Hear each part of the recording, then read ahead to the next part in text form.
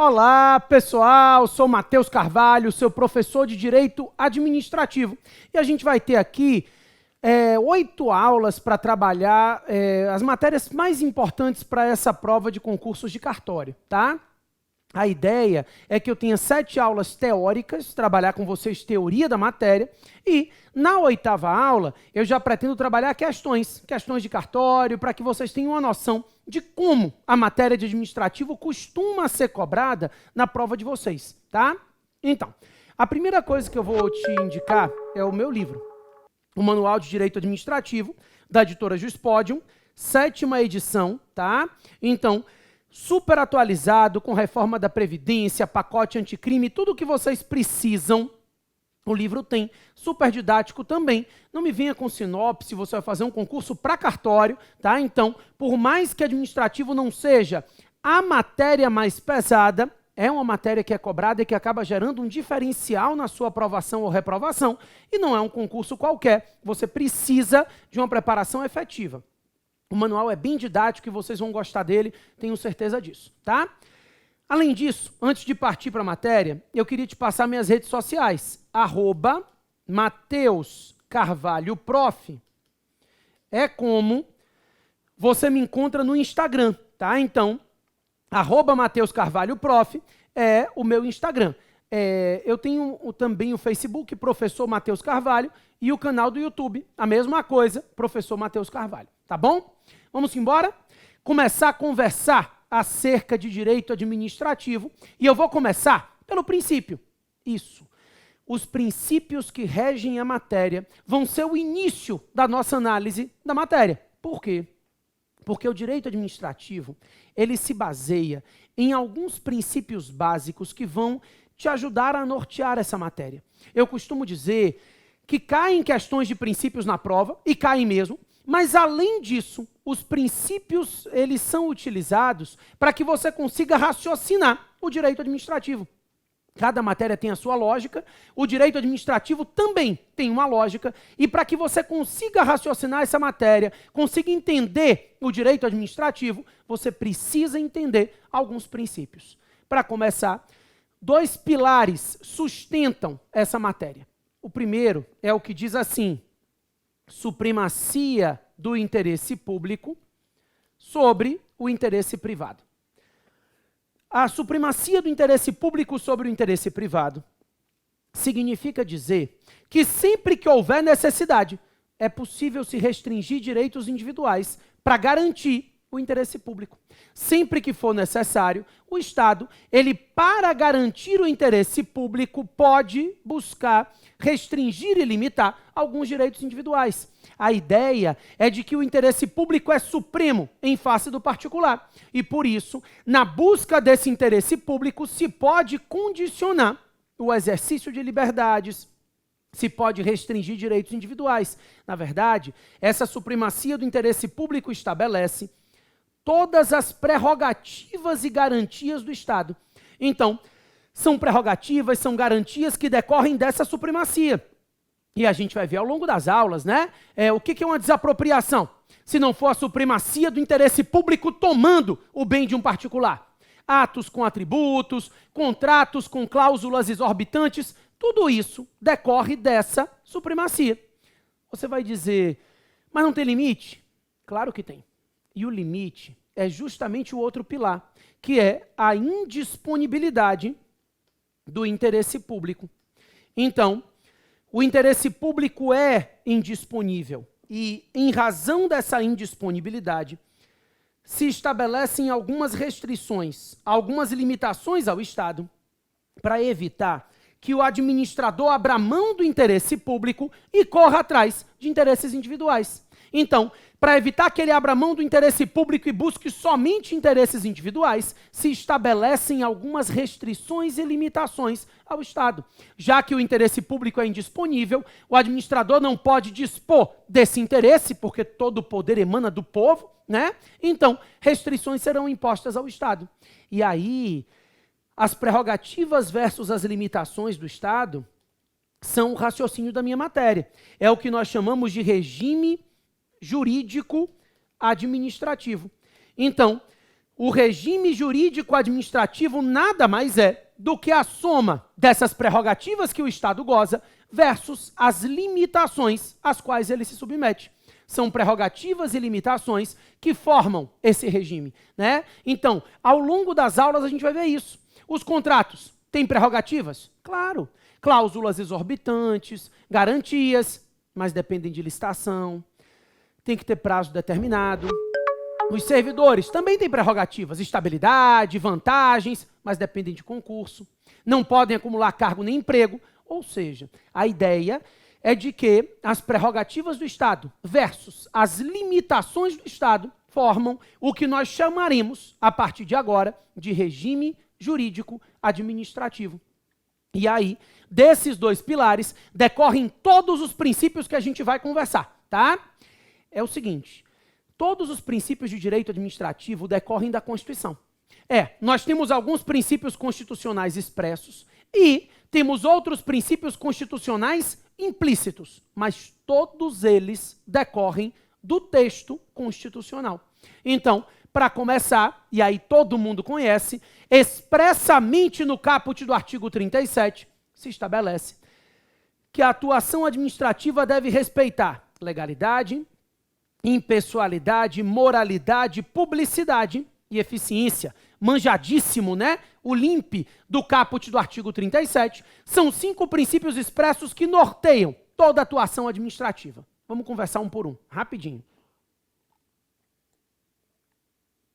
Primeiro, legalidade. Põe aí para mim. E o que eu te peço é que, quando a gente começar a pensar em legalidade agora, o que eu te peço é que você esqueça tudo de legalidade que você aprendeu até hoje. Por quê? Seu professor de constitucional, o de civil, todos lhe ensinaram legalidade da seguinte forma, no Brasil. Ninguém é obrigado a fazer ou deixar de fazer nada, senão em virtude de lei. Essa é a legalidade prevista no artigo 5º da Constituição. O artigo 5º da Constituição Federal prevê que no direito brasileiro ninguém é obrigado a fazer ou deixar de fazer nada, senão em virtude de lei. É a legalidade aplicada aos particulares. Isso, porque para os particulares vigora a autonomia da vontade. É a autonomia privada que é vigorante quando a gente pensa em particulares. O que você aprende é que o particular pode fazer tudo, desde que ele não atue contra a lei. Então, tudo que não está juridicamente proibido presume-se permitido. É isso que você aprende. Para o particular, é livre a atuação, desde que ele não contrarie o texto legal. Então, tudo que não está proibido para o particular está automaticamente permitido. A gente chama isso de princípio da não contradição à lei. A não contradição à lei é o princípio da legalidade aplicado aos particulares. O particular pode atuar livremente, desde que ele não contrarie o texto legal. Desde que ele não atue contra a lei, ele pode atuar. No direito público, não. No direito público, o administrador não pode atuar sempre que a lei não proíbe. Quando a gente pensa em direito administrativo, a gente fala no princípio de subordinação à lei. E aí, subordinação à lei é muito mais restrito. Traz para a gente a ideia de que o administrador público só atua quando a lei permite. Diferente do particular, que pode atuar sempre que a lei não proíbe. No direito público, só existe atuação administrativa se houver permissivo legal. Então, a legalidade no caput do artigo 37 não permite ao gestor público atuar sempre que a lei não proíbe. Não. Esse artigo 37 determina que o administrador público atua quando a lei permite. Sempre que houver permissivo legal, pode haver atuação administrativa. O raciocínio é justamente esse, de subordinação à lei. É uma legalidade mais estrita. O administrador público só pode atuar se a lei permitir, expresso ou implicitamente, porque depois a gente vai conversar acerca da possibilidade de a lei tratar a prática dos atos de forma discricionária, né? Dando ao agente uma margem de escolha. Mas não havendo previsão legal, não existe a possibilidade de atuação administrativa. Ok? Além da legalidade, impessoalidade. Impessoalidade significa não discriminação. Vou até botar aqui, porque sem medo de errar, você pode marcar isso em prova. A impessoalidade é tradicionalmente enxergada como a ideia de não discriminação da administração pública. Ou seja, quando a administração pública atua, ela não enxerga quem é a pessoa que será atingida pelo ato. Quando eu falo em não discriminação, leia-se que essa atividade administrativa não pode discriminar nem para beneficiar e nem para prejudicar. Porque a gente, quando pensa em discriminação, pensa em prejuízo. Mas não pode nem para prejudicar e nem para beneficiar. A atuação administrativa, ela se pauta em critérios objetivos, critérios não pessoais. Esse é o raciocínio. A atuação da administração pública não pode se pautar em critérios subjetivos, em critérios pessoais. Então, nomeie um servidor. Quem é? Eu não sei. É o primeiro colocado no concurso, né? Contrate alguém aí. Quem? Eu não sei. É o vencedor da licitação. Os critérios da atuação estatal são critérios objetivos. Não me interessa quem é a pessoa que vai ser contratada, quem é a pessoa que vai ser nomeada. A gente sempre aprende que a justiça é cega, né? A administração também é cega. A administração, teoricamente, ela não enxerga quem é a pessoa que o ato irá atingir. Então, aplique uma multa ali naquele carro. É de quem? Eu não sei. É a placa número tal. Tá? Os critérios são objetivos. Se ele descumpriu a regra de trânsito, ele vai sofrer uma multa. Não me interessa quem seja essa pessoa. A ideia de não discriminação é essa. O administrador atua não importando quem é a pessoa que será atingida pelo ato. Inclusive, esse enfoque aí do princípio da impessoalidade fez nascer a súmula vinculante número 13, que é a súmula do nepotismo. Essa súmula vinculante número 13, ela veda o nepotismo no âmbito da administração pública. Então, ela diz que ninguém pode ter sob sua chefia imediata, né, nomear para exercer atividade sob sua chefia imediata, parente até o 3º grau civil e nem cônjuge ou companheiro. Vedadas, inclusive, as designações recíprocas. Ou seja, você nomeia minha esposa para ser sua assessora, eu nomeio a sua esposa para ser minha assessora. Esse nepotismo cruzado, essas designações recíprocas, também são vedadas pela súmula. A ideia aqui é de manutenção da impessoalidade. Eu não posso atuar com o intuito de beneficiar pessoas específicas. No momento que eu atuo, a minha atuação tem que se pautar em critérios não pessoais, critérios objetivos, critérios que não digam respeito à pessoa, tá? Então, inclusive a jurisprudência do STF diz que mesmo quando não havia súmula, mesmo onde não houver lei, o nepotismo é vedado pela aplicação direta do princípio da impessoalidade. É o neoconstitucionalismo, né? A força normativa dos princípios constitucionais. Flavinha vai lhe ensinar isso, muito melhor do que eu. Mas a ideia é de que a impessoalidade, ela justifica a vedação ao nepotismo e ela veda a discriminação, benéfica ou prejudicial, na atuação administrativa. Tá? Além da impessoalidade, ser enxergada como não discriminação, a doutrina moderna vem dizendo que a impessoalidade também deve ser enxergada sob a ótica do agente público. Então, impessoalidade é não discriminação. Ninguém discute, tá? No entanto, a gente vem falando num outro enfoque do princípio da impessoalidade, que é a impessoalidade enxergada sob a ótica do agente. E é simples. Quando o agente público atua, não é a pessoa do agente que está atuando, mas sim o Estado atuando por meio desse agente. Isso é impessoalidade. No momento que o agente público pratica um ato, não é a pessoa do agente que está praticando esse ato, é o Estado que está atuando por meio desse agente. Isso também diz respeito ao princípio da impessoalidade. O raciocínio aqui é de teoria do órgão, ou teoria da imputação volitiva, né? O ato do agente é imputado ao Estado. Não é a pessoa do agente que está praticando o ato. Eu não posso considerar que esse ato foi praticado pelo agente. Eu devo considerar que o ato foi praticado pelo Estado. O Estado está ali apresentado por meio daquele agente. Inclusive, esse segundo enfoque do princípio da impessoalidade, ele tem uma questão prática bem interessante, que cai bastante nas provas, que é o artigo 37 parágrafo 1º da Constituição. O artigo 37, parágrafo 1º da Constituição Federal, ele diz que nas propagandas de governo não se pode constar nome, símbolo, imagem, nada que gere promoção pessoal do agente. Ou seja, ele não pode executar uma obra e dizer essa obra é um presente do prefeito fulano de tal para a comunidade, porque não é. O prefeito fulano de tal não tirou do dinheiro dele para executar a obra. A obra está sendo executada pelo município e não pelo prefeito fulano de tal. Então, eu não posso pessoalizar essa conduta. É por isso que nas propagandas de governo não se pode fazer constar nome, símbolo, imagem, nada que possa gerar promoção pessoal desse agente público. Não é possível que haja promoção pessoal do agente, tá?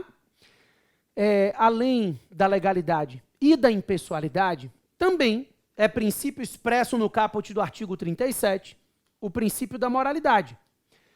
A moralidade que a gente está conversando aqui não é a moral social, é a moralidade jurídica, tá? Então, não é aquela moralidade que estabelece vestimentas na repartição. Não, o que eu estou falando aqui é de moralidade jurídica, honestidade, boa-fé de conduta, não corrupção. A moralidade aqui é enxergada como probidade. É uma atuação honesta. É a lealdade no trato com a coisa pública. É tratar a coisa pública de forma honesta, de boa fé. Isso é moralidade. É não corrupção ao tratar a coisa pública. Sempre que você pensar em moralidade, vai pensar nessa moralidade jurídica, na honestidade, na boa-fé de conduta e na não corrupção no trato com a coisa pública, certo? Então, só para você entender, exemplo de prova, não anote nada não. A Lei 8.112, no artigo 132, ela diz que se o servidor pratica uma conduta escandalosa ou incontinência pública na repartição, ele vai ser demitido. Então, aplica-se a demissão ao servidor que praticar uma conduta escandalosa ou incontinência pública na repartição. Aí ele vai dizer assim, determinado servidor, dizia a questão, foi encontrado na repartição fazendo sexo.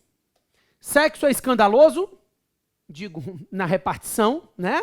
Antes que no dia eu perguntei isso, a aluna disse, não, professor, não é escandaloso. Então, obviamente, eu não quero falar sobre isso, né? Pode ser escandaloso, pode não ser. Isso varia de acordo com a pessoa. Mas, enfim, é irrelevante a forma como ele está sendo feito. Na repartição, trata-se de uma conduta escandalosa, né? É uma incontinência de conduta. E, por isso, ele foi demitido. A questão dizia que a demissão era decorrência do princípio da moralidade, previsto no caput do artigo 37.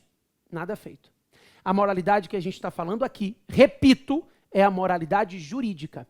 É assim, ó, não desvie verba, não valha de tráfico de influência, não se aproveite da coisa pública em seu benefício, ok? Também, além da legalidade, impessoalidade e moralidade, publicidade. Deixa eu te falar uma coisa. Nenhum princípio é absoluto. Isso vocês aprendem aí na vida de vocês do working, né? As normas, princípios, diferente das normas, regras, elas têm um grau de abstração maior e, por isso, diferente das regras em que a posterior revoga a anterior, no caso dos princípios, um não prepondera sobre o outro.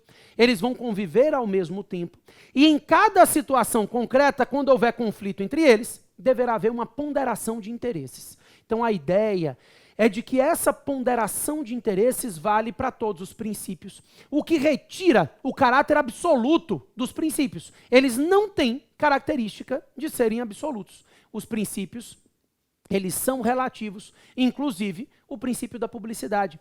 E aí, quando eu falo de publicidade, essa relativização acaba sendo mais relevante para fins de prova. A princípio, a atuação administrativa deve ser pública. Mas isso não significa dizer que não se admita nunca a prática de atos sigilosos. Isso é falso, tá? Então, se admite a prática de atos sigilosos por motivo de relevante interesse coletivo, para a garantia da segurança nacional e para a proteção da intimidade, da honra e da vida privada. Justificadamente, é possível a prática de atos sigilosos, desde que essa justificativa demonstre que o sigilo é necessário a garantir relevante interesse coletivo, segurança nacional ou intimidade, honra e vida privada, tá? Aqui tem um detalhe. O artigo 23 da Lei 12.527, ele traz os graus de sigilo, tá? Esse artigo às vezes cai no decoreba de prova objetiva. Então, a Lei 12.527 é a Lei de Acesso às Informações e nesse artigo 23 ele fala dos graus de sigilo e o tempo de sigilo em cada um dos graus. Dê uma lida, tá? Decoreba de prova objetiva. Se vier, você não vai errar. O sigilo é a exceção. A princípio, a atuação administrativa deve ser pública. A publicidade nada mais é do que a transparência da atividade estatal. Os atos praticados pela administração devem ser conhecidos da sociedade. Deve-se dar publicidade a esses atos. Primeiro, porque a publicidade viabiliza o controle social da atuação administrativa. Isso, para que a sociedade possa controlar os atos da administração, eles precisam ser públicos. É óbvio isso, né? Então, se o cidadão não toma conhecimento dos atos que a administração pratica, não tem como efetivar esse controle. Então, o controle social, que pode se dar por meio de ação popular, representação ao Ministério Público, enfim, esse controle da sociedade sobre os atos da administração é indispensável e essa publicidade viabiliza o controle. Os atos sigilosos não são conhecidos da sociedade e, por isso, não é possível se efetivar esse controle quando se tratar de atos sigilosos. Para começar, então, a publicidade é relevante porque ela viabiliza o controle social do ato da administração. Além disso, e aí a gente vê isso cair muito nas provas atualmente, a publicidade hoje funciona como condição de eficácia do ato administrativo que se dirige aos cidadãos. Então, quando o ato se dirige aos cidadãos, a publicidade acaba sendo condição de eficácia desse ato. A gente vai ver que a eficácia dos atos, quando a gente for tratar de atos administrativos nas aulas seguintes, a gente vai ver que a eficácia ela pode ser diferida, termo, condição, e aí a publicidade pode ser uma condição de eficácia. Vou explicar. O prefeito edita uma norma e diz, nessa rua ninguém estaciona. Esse ato do prefeito já é perfeito e válido. No exercício do poder de polícia municipal, ele pode estabelecer que nessa rua ninguém estaciona. É um ato perfeito e é também um ato válido. Mas, enquanto não vier uma plaquinha dizendo proibido estacionar, você vai continuar estacionando, porque esse ato é perfeito, esse ato é válido, mas ele não é eficaz. A ideia é de que a eficácia desse ato dependeria e dependerá da publicidade do ato. Cuidado, porque se a prova quiser te confundir, ela vai dizer que a publicidade é elemento formativo do ato. E não é. O ato já estava formado antes. A publicidade é somente condição de eficácia, elemento acidental. Não é um elemento formativo do ato. Ok? Por fim, o último princípio do caput do artigo 37 é o princípio da eficiência, que não é originário da Constituição. A eficiência foi inserido no caput do artigo 37 pela emenda 19 de 98. Claro que eu não estou lhe dizendo que antes de 98 a administração pública não precisaria ser eficiente. Não é isso que eu estou falando. Eu só estou lhe dizendo que a eficiência ingressa como um princípio constitucional expresso no caput do artigo 37 a partir da emenda 19. Então, a partir de 98, a eficiência se torna um princípio constitucional expresso na Constituição Federal, no caput do artigo 37. E, num primeiro momento, a doutrina dizia que a eficiência era um princípio muito fluido, que não teria como ser aplicado no caso concreto.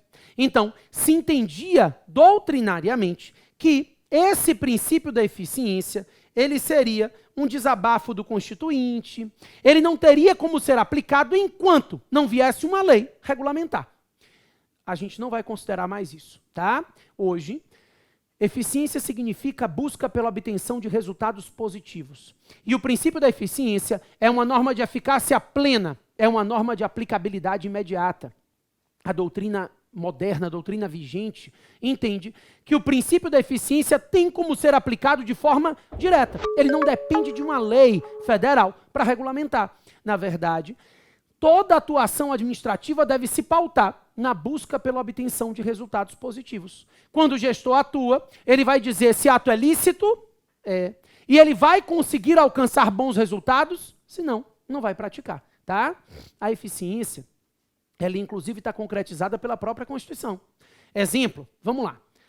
A emenda 19, que inseriu a eficiência no caput do artigo 37, ela mesma chegou no artigo 41 e disse o seguinte: a partir de agora, né, de 98, para que o servidor possa adquirir estabilidade, ele tem que ter 3 anos de exercício, mais a aprovação por uma avaliação especial de desempenho.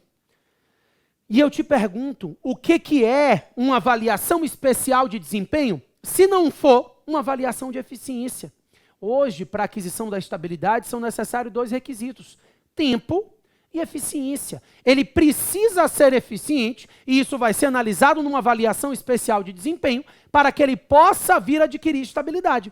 É a eficiência concretizada pela própria Constituição. Né? Então, o princípio da eficiência é um princípio de aplicabilidade imediata, ele não depende de regulamentação legal. A ideia é de que toda atuação administrativa deve respeitar essa busca pela eficiência. Ok? Vamos lá. Com isso entendido, eu ainda queria conversar com vocês acerca do princípio do contraditório e da ampla defesa. São princípios expressos, tá? Não mais no caput do artigo 37, mas no artigo 5º, inciso 55 da Constituição Federal, nós temos expressamente definidos o princípio do contraditório e da ampla defesa. Claro que você já ouviu esse princípio várias vezes nas aulas de processo, de constitucional, né? Então, eu não preciso muito me preocupar com o conceito. O direito de saber o que acontece no processo e o direito de se manifestar. Né? Os interessados, eles têm direito de saber o que está acontecendo em um processo e eles têm o direito de se manifestar. Um não vive sem o outro. Não adianta eu saber o que está acontecendo se eu não puder me manifestar e vice-versa. Não adianta me dar poder de manifestação se eu não sei o que está acontecendo. A questão é que muita gente não nota que é um princípio de direito administrativo. E isso não é um entendimento doutrinário. O artigo 5º, 55 da Constituição diz expressamente que serão respeitados o contraditório e a ampla defesa em processos judiciais e em processos administrativos. Tá? Então, os processos administrativos precisam respeitar o contraditório e a ampla defesa. No processo civil, você aprende que a ampla defesa abarca o direito à defesa prévia, abarca o direito à defesa técnica e também o direito ao duplo grau de julgamento. No direito administrativo é a mesma coisa. Primeiro, o particular interessado tem direito de se manifestar previamente. Senão a defesa seria meramente formal, né? Ele tem que ter o direito de tentar formar o convencimento do administrador por meio de uma defesa prévia. Ele tem direito de apresentar sua defesa antes da decisão administrativa. Claro que em situações de urgência, o contraditório pode ser diferido. Então imagine que você estacionou o carro na frente de um hospital, a ambulância não consegue sair, vai morrer alguém. Não adianta te dar contraditório para depois rebocar seu carro. Reboca e depois abre vista ao contraditório.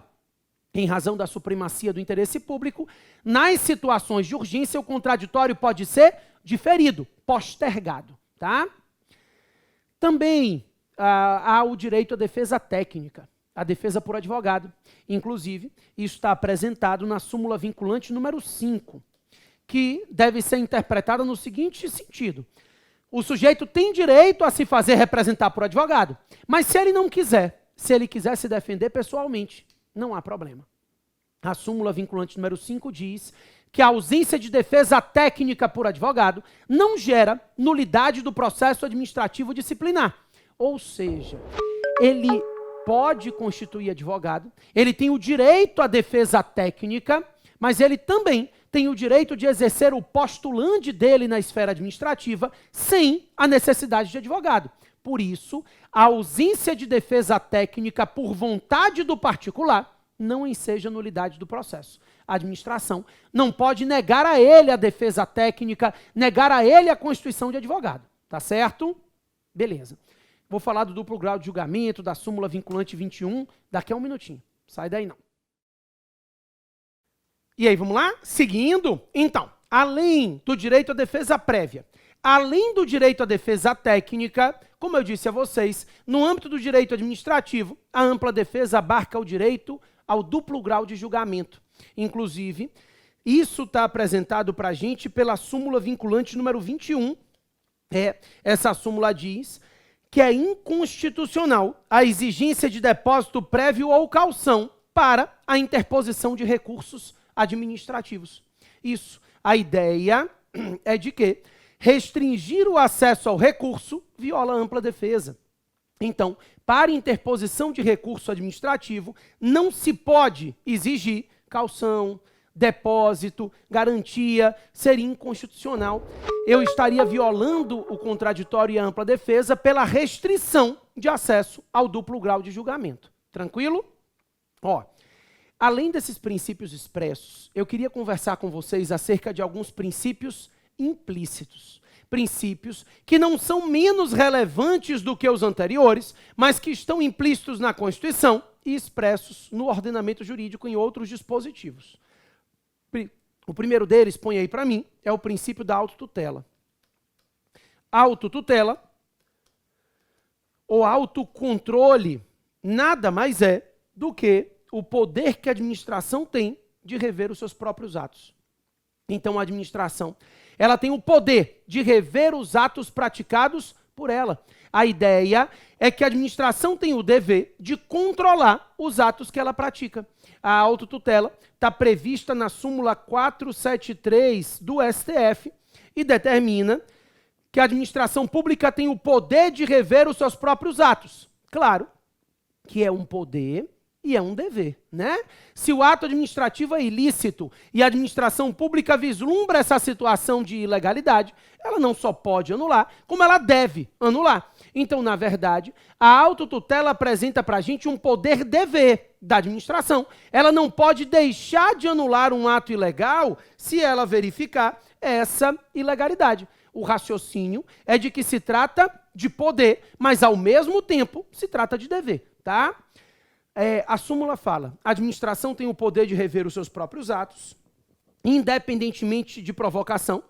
Então, essa autotutela pode ser provocada, mas ela pode ser de ofício, diferente da função jurisdicional, que é uma função inerte. A função administrativa é direta, ela não depende de provocação do interessado. Então, a administração pode rever os seus próprios atos, ou de ofício, ou mediante provocação.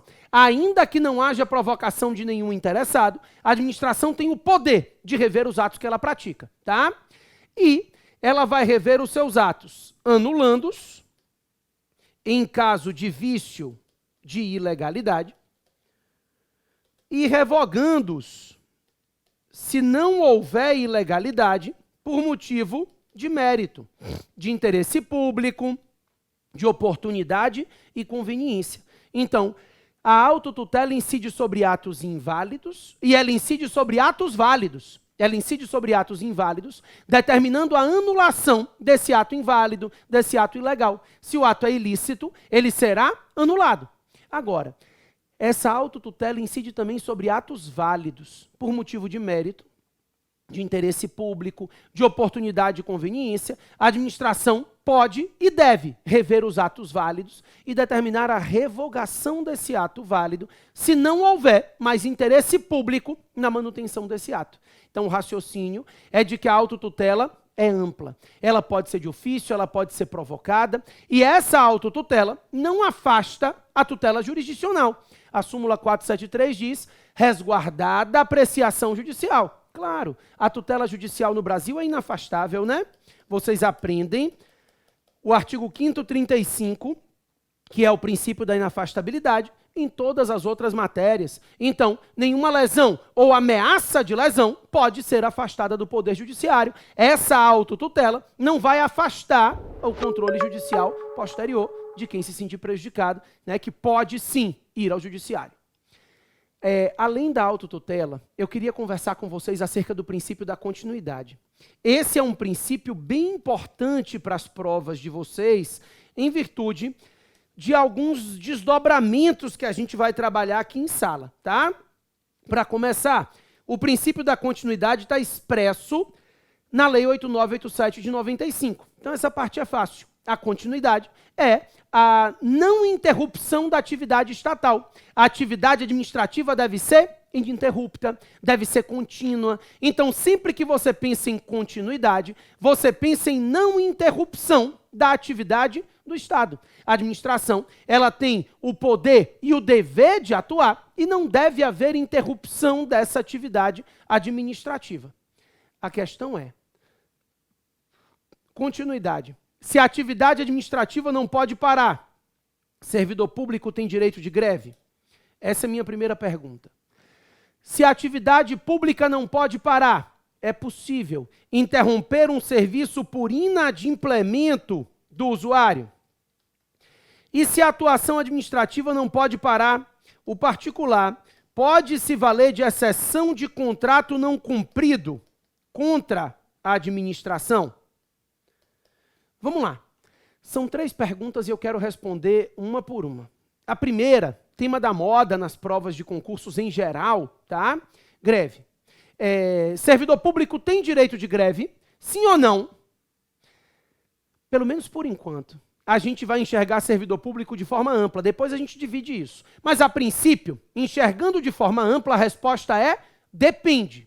Depende por quê? Para começar, o artigo 142 da Constituição Federal veda expressamente a greve e a sindicalização de servidores militares. Então, os servidores militares não têm direito sequer de se organizar em sindicatos, quanto mais fazer greve.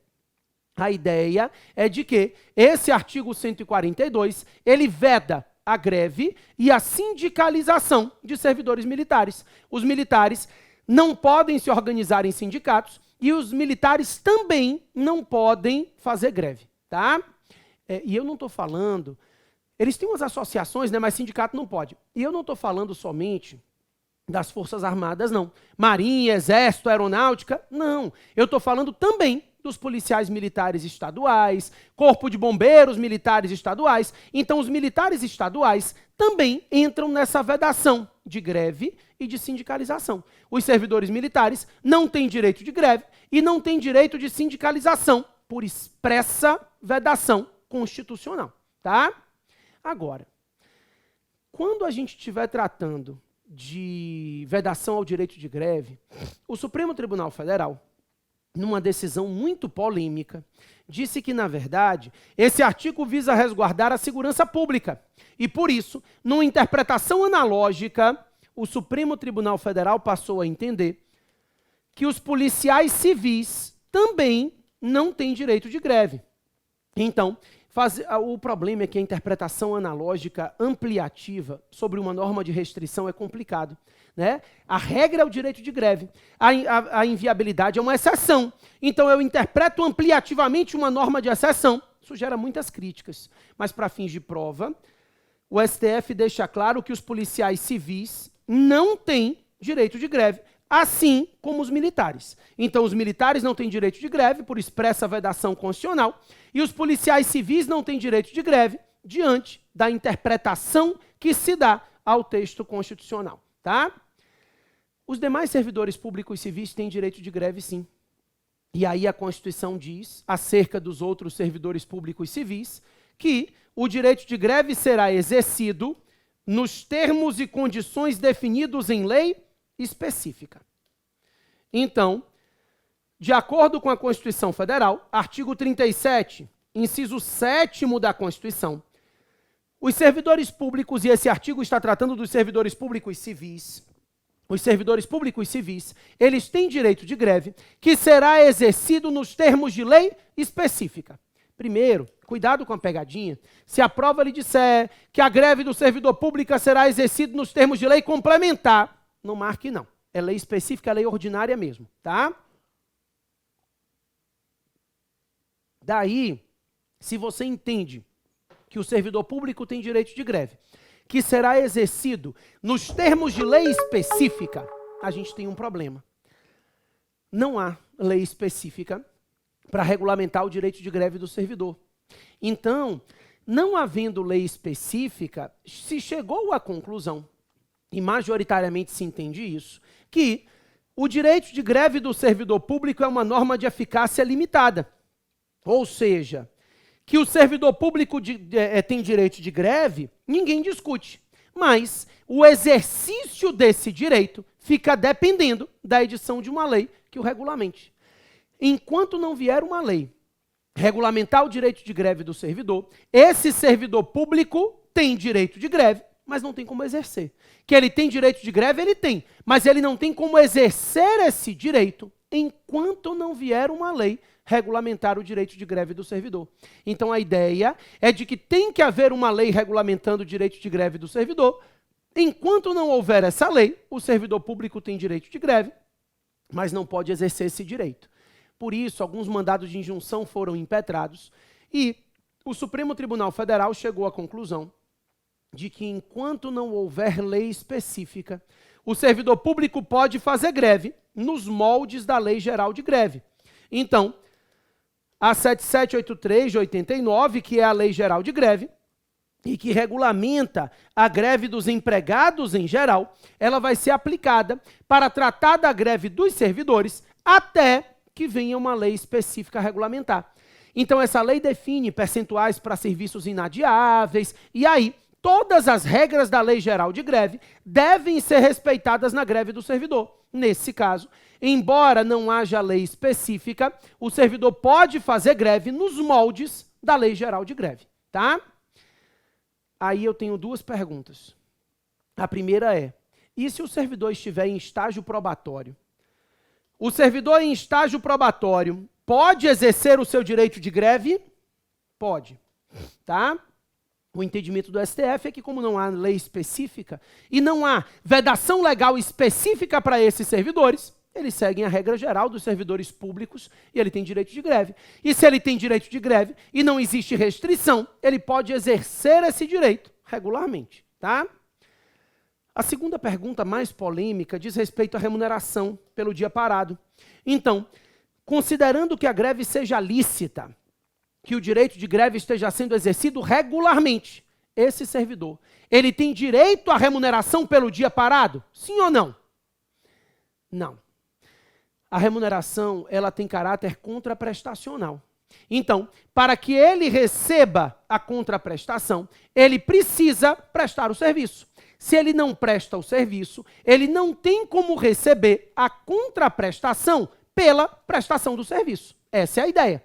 Então, o nosso entendimento hoje é de que, como não há uma regulamentação legal, o servidor público não tem direito de remuneração pelo dia parado, salvo se a greve decorrer de uma conduta ilícita da administração.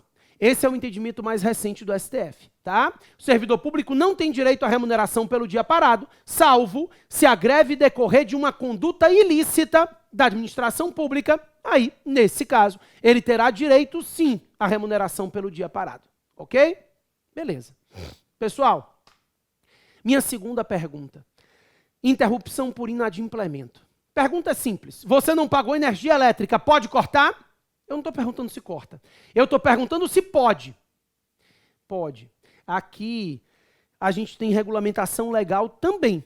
O artigo 6º, parágrafo 3º da Lei 8987 de 95, estabelece que não viola o princípio da continuidade, ou seja, não configura descontinuidade e, portanto, não viola a continuidade, a interrupção do serviço por razões de ordem técnica e também não viola a continuidade a interrupção do serviço por inadimplemento do usuário, desde que haja uma situação de urgência ou desde que haja um prévio aviso. Então, não há violação ao princípio da continuidade se a interrupção do serviço decorrer de razões de ordem técnica ou de inadimplemento do usuário, desde que haja uma situação de urgência ou desde que se avise antes, tá? A interrupção por razões de ordem técnica ninguém discute. Vai cair um poste, até consertar, vai ficar sem energia elétrica. Não tem jeito a dar, tá? Então, por exemplo, vai modernizar a prestação do serviço de fornecimento de água e esgoto em determinado local, avisa na rádio com antecedência que uma hora da tarde de tal dia vai ficar meia hora sem água. Então, isso é possível. É uma situação de ordem técnica, segurança nas instalações, justificando a interrupção do serviço. A discussão maior fica na interrupção por inadimplemento. Determinados doutrinadores defendem que é inconstitucional a interrupção do serviço por inadimplemento do usuário. Para fins de prova, a gente vai seguir o texto da lei, tá? A lei diz que é constitucional a interrupção por inadimplemento do usuário, desde que haja um prévio aviso. Então, desde que se avise antes, é possível interromper o serviço por inadimplemento. Aqui eu tenho 2 detalhes.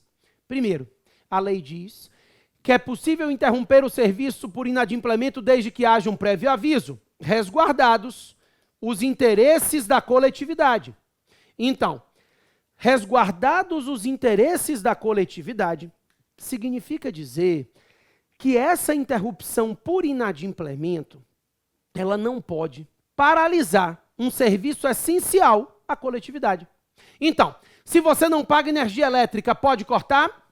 Pode. E se um hospital não paga energia elétrica, pode cortar? Não. Nesse caso, a administração vai ter que manter a prestação do serviço e cobrar paralelamente. Por quê? Porque essa interrupção, em decorrência do inadimplemento do usuário, além do prévio aviso, ela precisa resguardar os interesses da coletividade.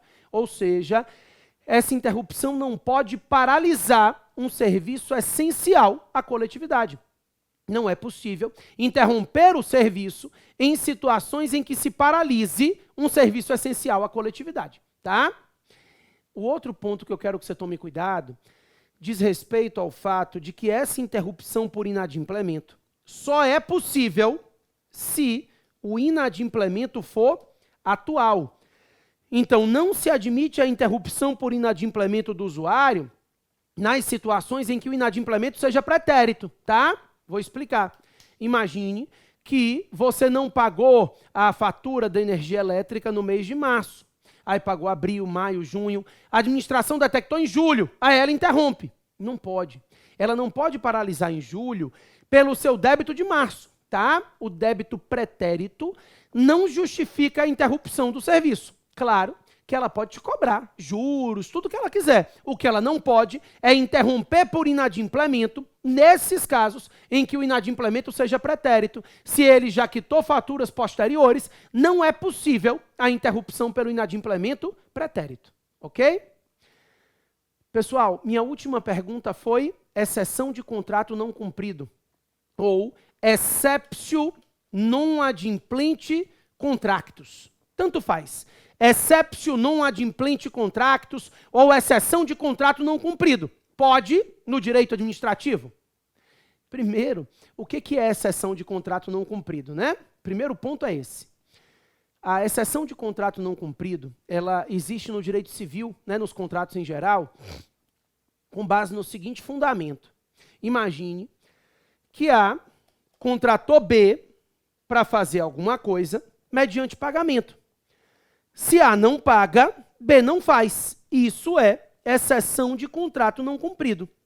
Você não pode exigir que eu cumpra a minha parte no contrato se você não cumpriu a sua, tá? A ideia da exceção de contrato não cumprido é essa. Se eu não faço a minha parte no contrato, não posso exigir que outra pessoa faça a dela. Então, quando eu falo de exceção de contrato não cumprido, eu estou lhe dizendo que se o sujeito não executou a parte dele no contrato, ele não pode exigir que eu também execute a minha parte, tá certo? Pessoal, a questão é, se eu estou lhe dizendo que essa exceção de contrato não cumprido, ela se aplica no direito administrativo, se ela se aplica para particulares, ela se aplica também na administração? Considere que a administração contratou B para fazer a limpeza de uma cidade. Se a administração não paga, B pode deixar a cidade no lixo? Pode. Com ressalvas, tá? Mas pode. Na verdade, o artigo 78, inciso 15 da Lei 8666 de 93, estabelece que a administração pública pode interromper o serviço. Desculpe, que o particular pode interromper o serviço se a administração pública for inadimplente por mais de 90 dias. Então, o que eu estou lhe dizendo é que, em decorrência do princípio da continuidade, o particular é obrigado a suportar até 90 dias de inadimplemento do poder público, mantendo a prestação do serviço. Agora, se o poder público for inadimplente por mais de 90 dias, aí o particular poderá suspender a execução do contrato. Vai me pagar? Não? Também não faço mais nada. Então, diante do inadimplemento do poder público por mais de 90 dias, a administração poderá suspender a execução do contrato. Ok? Beleza. A exceção de contrato não cumprido aqui, então, é diferida, é postergada, né? É somente após 90 dias de inadimplemento pelo poder público. Beleza. Ó, com isso entendido, eu ainda queria conversar com vocês acerca de 3 princípios implícitos. Vai dar tempo, é rapidinho. O primeiro deles é o princípio da motivação. Põe aí para mim. Motivação significa fundamentação dos atos administrativos. Então, no momento que a administração pública pratica atos, ela deve fundamentar, justificar os atos que ela está praticando. A ideia da motivação é que todo o poder emana do povo. Então, o gestor público precisa informar à sociedade a razão pela qual ele está praticando aquele ato daquela forma. Isso é o princípio da motivação. O administrador tem o dever de motivar os atos que pratica. Ele tem o dever de fundamentar os atos praticados por ele. Claro que o princípio da motivação, assim como os outros, não é absoluto, né? Então, nós temos exceções. Por exemplo, essa é uma exceção clássica, cargos em comissão. A Constituição Federal diz expressamente no artigo 37, inciso 2, que os cargos em comissão são cargos de livre nomeação e de livre exoneração. Então, a exoneração de servidores comissionados é livre. Livre, inclusive, de motivação. Não se precisa motivar o ato de exoneração de um servidor comissionado. Esse servidor comissionado, ele será exonerado livremente, porque a própria Constituição Federal, nesse caso, dispensa a motivação desse ato. Então, é uma exceção ao princípio de que os atos administrativos devem ser motivados. Então, excepcionalmente é possível a ausência de motivação, mas a princípio os atos devem ser motivados, devem ser fundamentados, tá? Aqui eu quero só que você tome cuidado com um detalhe. A LINDB, a Lei de Introdução às Normas do Direito Brasileiro, ela foi alterada em 2018 e ela trouxe algumas disposições de direito administrativo, tá? E aí, essas disposições da LINDB se tornam interessantes para a prova de concurso. Elas caem principalmente nas provas objetivas do texto da lei, tá? Só para você tomar cuidado com esses dispositivos legais. Então a gente tem aí responsabilidade de parecerista, a gente tem várias normas interessantes que vão ser trabalhadas aqui ao longo das aulas. Mas eu queria falar de uma, bem vinculada ao princípio da motivação, que é o artigo 20, o caput e o parágrafo único. O artigo 20 traz para a gente de volta o princípio do consequencialismo jurídico. O que a gente está chamando de princípio do consequencialismo jurídico? É o seguinte, o artigo 20 diz que nas decisões administrativas, na verdade ele fala na esfera administrativa, controladora e judicial, mas o que me interessa é a esfera administrativa. Então, as decisões administrativas não podem se pautar somente em valores jurídicos abstratos, sem atentar para as consequências práticas da decisão. Então, a ideia é de que os atos da administração, os atos e decisões administrativas, não podem tomar por base somente valores jurídicos abstratos, sem atentar para as consequências práticas dessa decisão. as consequências práticas dessa decisão são muito relevantes. Então, não adianta ele somente pensar em valores jurídicos abstratos, ele precisa também atentar para as consequências práticas da decisão. Então, na motivação, ele tem que justificar a adequação, a necessidade da prática do ato, que vai demonstrar que as consequências práticas estão dentro daquilo que se espera. E aí, essa ideia do consequencialismo está muito vinculada a um outro princípio que eu quero conversar também, que é o princípio da razoabilidade. Inerente à razoabilidade, nós temos a proporcionalidade. Para fins de prova em direito administrativo, proporcionalidade é inerente à razoabilidade. Então fica aí mais ou menos na mesma linha, tá? Razoabilidade é um princípio, inclusive muito utilizado para limitar a discricionariedade da administração. Nos próximos 2 blocos a gente vai falar sobre discricionariedade e você vai ver que essa razoabilidade é um princípio limitador da discricionariedade. Toda vez que o gestor tem uma margem de discricionariedade, tem uma margem de escolha dada pela lei, ele tem que fazer uma escolha pautada em padrões razoáveis. Claro, razoabilidade é um conceito jurídico indeterminado, mas eu poderia lhe dizer que razoabilidade significa aceitabilidade social. A ideia é de que a razoabilidade nada mais é do que a aceitabilidade social da conduta. A atuação administrativa deve ser razoável, deve ser aceitável socialmente. Diante de várias situações, o administrador público vai considerar aquela conduta a mais aceitável, a mais razoável, né? A ideia de razoabilidade é essa. Diante de várias atuações, o gestor deve optar por aquela que seja mais razoável, aquela que tenha maior aceitabilidade social. A proporcionalidade é a adequação entre fins e meios. É um princípio muito... A gente tem proporcionalidade, adequação, necessidade, mas, enfim, é um princípio que traz para a gente, e é muito utilizado na aplicação de penalidade, né? As penas aplicadas no âmbito da administração pública, elas devem ser proporcionais à infração praticada. Eu não devo aplicar a pena nem menos intensa, nem mais intensa do que o necessário a punir determinada infração.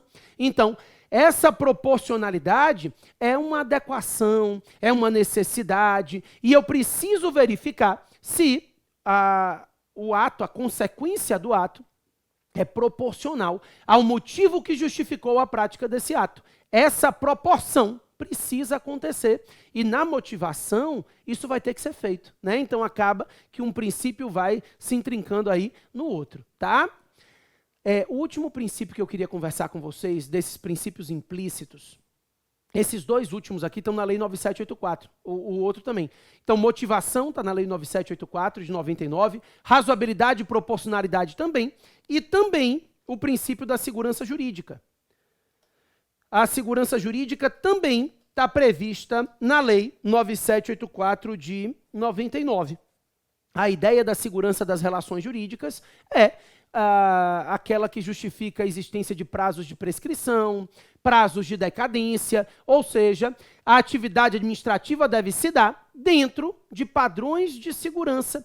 Eu preciso evitar retroatividade que cause prejuízo. Então, isso é segurança jurídica. Eu não posso retroagir em normas para prejudicar terceiros. Nesse sentido, tem um artigo bem interessante, que é o artigo 2º, parágrafo único, inciso 13 da Lei 9784 de 99. Então, esse artigo 2º, parágrafo único, inciso 13, diz que a nova interpretação da norma administrativa não pode retroagir para violar direito de terceiros. Esse artigo é bem importante, pessoal, porque ele trata de casos concretos cobrados nas provas de vocês. Então, o sujeito que recebeu uma gratificação em virtude de um ato administrativo de boa-fé. A administração, então, anulou o ato, verificou que ele era ilegal, que ele não tinha direito à gratificação. Vai ter que devolver? Não.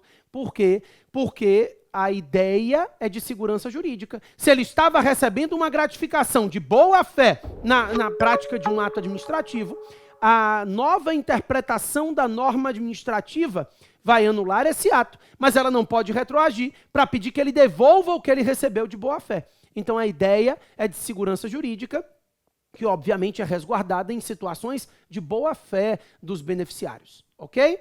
Beleza.